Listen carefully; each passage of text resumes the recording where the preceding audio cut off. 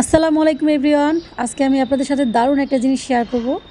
আজকে আমি ছাদে গিয়ে আপনাদেরকে ডিম ভেজে দেখাবো। এখন বাজে 1টা, আর এখানে আমি সামান্য পরিমাণে তেল নিয়েছি একটা ডিম, আর সাথে আছে একটা ফ্রাই প্যান। তো এই গরমে তো সবাই ছাদে গিয়ে ডিম ভাজে, তো আমিও আজকে ভাজার জন্য রেডি। কারণ আজকে আমি আপনাদের চোখে একদম আঙ্গুল দিয়ে দেখিয়ে দেবো যে ছাদের ডিম ভাজার সত্যতা কতটুকু। ছাদে প্রচণ্ড রোদ। এখন আমি এটাকে প্রায় 3 ঘন্টার জন্য এখানে রেখে দেবো।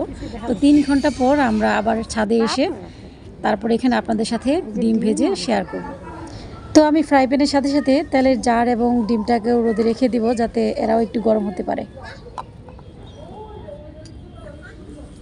তো আমরা 3 ঘন্টা পর সবাই ছাদে এসেছি এবং আমার ফ্রাই প্যান, তারপর ডিম আর অয়েল জার সব কিছুই গরম হয়ে গেছে। এখন জাস্ট ডিমটা ভাঙার পালা। তেল এবং ফ্রাই প্যান দুটোই কিন্তু অসম্ভব রকমের গরম। এখন জাস্ট ডিমটা ভেঙে আপনাদের সাথে শেয়ার করব। এই যে দেখেন, কোনো পরিবর্তন কি লক্ষ্য করা যাচ্ছে? বাই।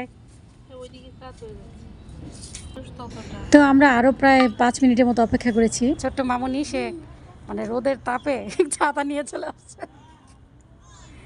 আর এই যে আমাদের ক্যামেরাম্যান, কিন্তু আফসোস যে আমাদের ডিমটা পৌঁছলো না, যার কারণে সবাইকে খাওয়াতে পারলাম না। তো সমস্যাটা এখানে হয়েছে।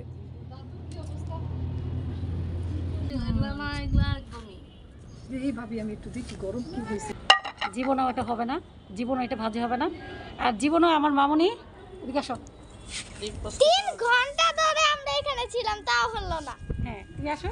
এই যে তুমি সত্যি কথা বলো, 3 ঘন্টা যাবত আমরা এখানে দাঁড়িয়ে ছিলাম, তাও হলো না। এটা দেখছেন, এটাই প্রমাণ, বেস্ট প্রমাণ। আচ্ছা চলো এখন আমরা বাড়ি চলে যাই। কি করবো, এটা খেতে পারবো না। আমরা নিরাশ শুধু শুধু ডিমটা নষ্ট হলো।